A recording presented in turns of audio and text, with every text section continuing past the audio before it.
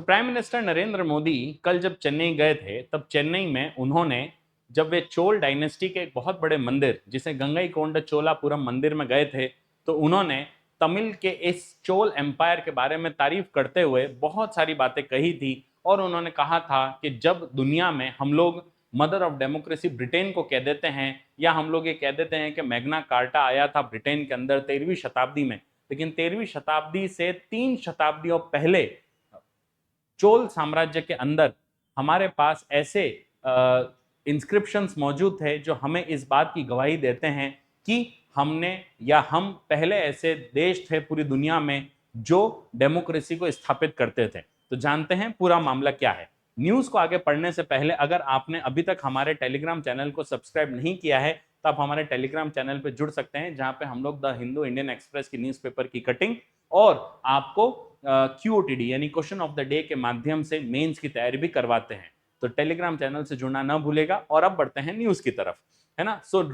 News क्या थी कि भाई लेटर चोल, है ना, जो चोलास जो थे वो एक्चुअली संगम डायनेस्टी से जुड़े हुए लोग थे, या संगम डायनेस्टी के अंदर उनका बहुत बड़ा रोल था। लेकिन संगम डायनेस्टी के कई सालों बाद इसे एक और, जब वे 10वीं शताब्दी में वापस कहां पे आए, अपने तमिलनाडु में प्रोमिनेंस में आए, तब इन्हें बोला गया लेटर चोल। और बाद में राजेंद्र चोल, परांतक प्रथम, राजराज चोल, इनकी वजह से इन्हें इंपीरियल चोल भी कहा गया था। राइट। इस डायनेस्टी के जो फाउंडर थे उनका नाम था विजयलय चोल।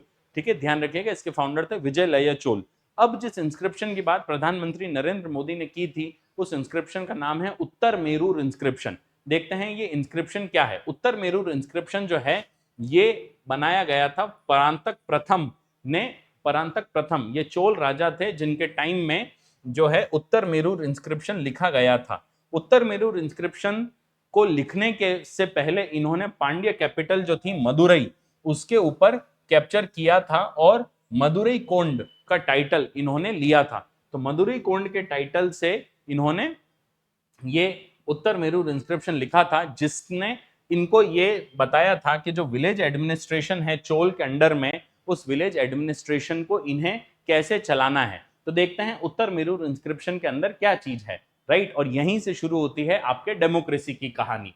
राइट। उत्तर मेरूर इंस्क्रिप्शन में बच्चों बहुत ब्यूटीफुली हर चीज के बारे में डिस्क्रिप्शन दे रखा था कि कोई भी व्यक्ति जो इलेक्ट होता है वो कैसे इलेक्ट होगा, उसकी क्वालिफिकेशन कैसे होगी, उसका डिस्क्वालिफिकेशन कैसे होगा, और उसे चुना कैसे जाएगा। बैलेट सिस्टम उस जमाने का सोचिए आप, बैलेट बॉक्स आज हम यूज करते हैं, आज से 1000 साल पहले हम बैलेट बॉक्स का यूज करते थे। राइट। तो उत्तर मेरूर इंस्क्रिप्शन में सबसे इंपॉर्टेंट था कि सभा का गठन कैसे होगा, फॉर्मेशन ऑफ सभा कैसे होगी। So there will be 30 wards, है ना, जो हर वार्ड के अंदर क्या होंगे, एक वन रिप्रेजेंटेटिव होगा जो विलेज को रिप्रेजेंट करेगा, और लगभग 30 वार्ड के ऊपर चुनाव होगा।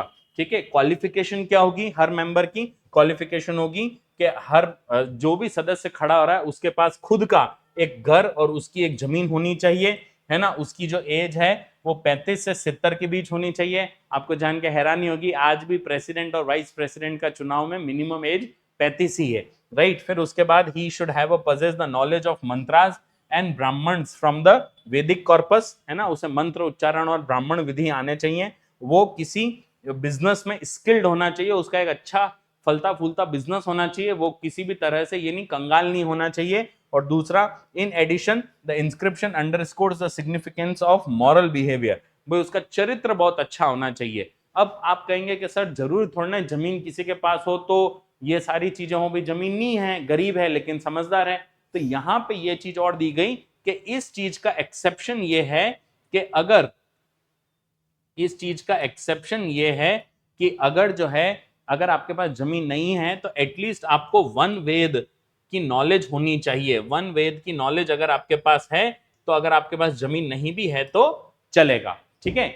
अब इसके डिस्क्वालिफिकेशन की बात करें तो इसका डिस्क्वालिफिकेशन कैसे होता था। देखिए, इसका डिस्क्वालिफिकेशन होता था, इसके सेवरल क्राइटेरियाज मौजूद थे। सबसे पहला, अगर उसने जो डॉक्यूमेंट जो सबमिट किए हैं वो सही नहीं है तो उसका डिस्क्वालिफिकेशन हो सकता था। दूसरा, अगर उसने 5 ग्रेट सिन माने गए थे, सबसे बड़े 5 बड़े पाप माने गए थे, उसमें से फर्स्ट 4 अगर उसने कर दिया कोई भी, तो उसे डिस्क्वालीफाई किया जाता था। जैसे किलिंग द ब्राह्मण, ये एक पाप था। ड्रिंकिंग एल्कोहल, ये दूसरा पाप था। चोरी तीसरा पाप था। और एडल्ट्री, है ना, यानी किसी के साथ भी अवैध संबंध बनाना, अगर इन 4 सिन को वो करता हुआ पाया जाता था तो उसे डिस्क्वालीफाई कर दिया जाता था। अगर वो किसी आउटकास्ट के साथ, यानी जिसे गांव से बाहर कर दिया गया है चरित्र को लेकर किसी भी तरह से, अगर उसके साथ वो संबंध रखता है तो उसे डिस्क्वालीफाई कर दिया जाता था। और फॉरबिडन डिशेस, समाज की कुछ फॉरबिडन डिशेस थी उस जमाने की, अगर उसे कंज्यूम करते हुए पाए जाते थे तो उसे कर दिया जाता था। अब ये इलेक्शन होते कैसे थे? ये इलेक्शन होते थे बच्चों कुदा वलई सिस्टम, कुदा वलई सिस्टम, कुदा वलई सिस्टम के माध्यम से ये क्या होते थे, कुदा वलई सिस्टम के माध्यम से ये होते थे, जिसमें क्या होता था कि आपके पास मटकियां रखी होती थी और हर कैंडिडेट का नाम उसके ऊपर रखा जाता था, और जो भी गांव वाले लोग होते थे उस मटकी के ऊपर जो एक छोटा सा छेद होता था उसमें पीपल के पेड़ के या जो वृक्ष के जो पत्ते होते थे वो उसके अंदर डालते थे। फिर किसी भी एक बच्चे को बुलाते थे, वो मटका फोड़ता था और फिर पत्ते काउंट होते थे, जिसके सबसे ज्यादा पत्ते निकलते थे वो इलेक्शन में जीतता था। इस तरह से मतलब उस जमाने का बैलेट पेपर कुछ इस तरह, बैलेट बॉक्स इलेक्शन इस तरह होता था। ठीक है, तो ये थे परांतक वन और उत्तर मेरू इंस्क्रिप्शन। इनके अलावा चोल डायनेस्टी के 2 और महान राजा हुए जिन्होंने चोल डायनेस्टी को इंपीरियल चोल का खिताब दिलाया, और आप देख पाएंगे कि चोल डायनेस्टी की टेरिटरी या जो इन्फ्लुएंस है वो पूरी दुनिया में कहां तक फैली। राइट, इस राजा का नाम था राजेंद्र चोल। ठीक है, राजेंद्र चोल पुत्र थे किसके? राजराज चोल के, राजराज चोल के पुत्र थे, है ना। He is the father, sorry,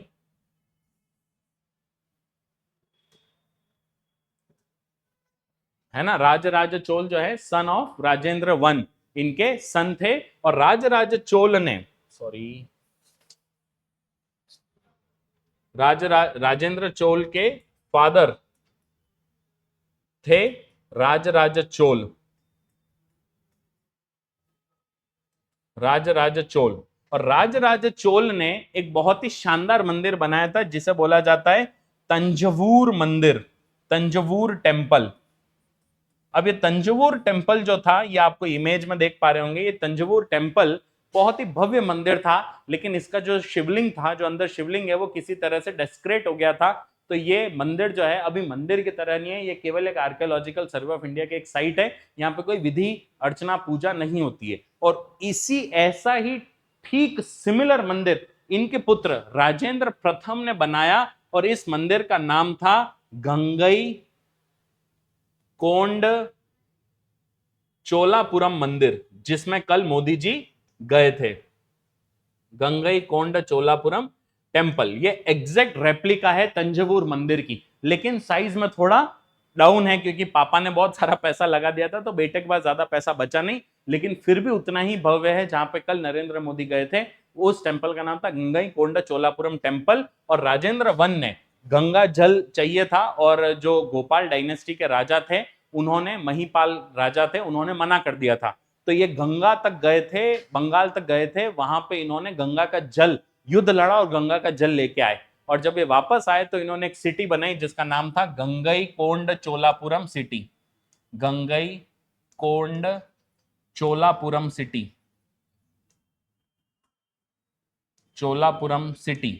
और टेम्पल बनाया जिसका नाम था गंगई कोंडा चोलापुरम टेम्पल। और एक वेल भी बनाया जिसमें जो तपेले के तपेले भर के जो गंगा का पानी लाए थे वो उसमें डाला, जिसका नाम था गंगई गंगई गंगई या पौंड का नाम था गंगम करके, ऐसा कुछ नाम था, मैं नाम भूल रहा हूं, है ना। तो ये उन्होंने पौंड उसमें बनाया था, ठीक है, रिजर्वायर बनाया था जो गंगा के नाम पे उन्होंने रखा था, गंगम करके ऐसा कुछ नाम था, चोल गंगम ऐसा कुछ नाम था। ठीक है, Chola Gangnam, yes, Chola Gangnam उसका नाम था जो ये इन्होंने बनाया था। Right, so thank you so very much, I will see you in the next topic.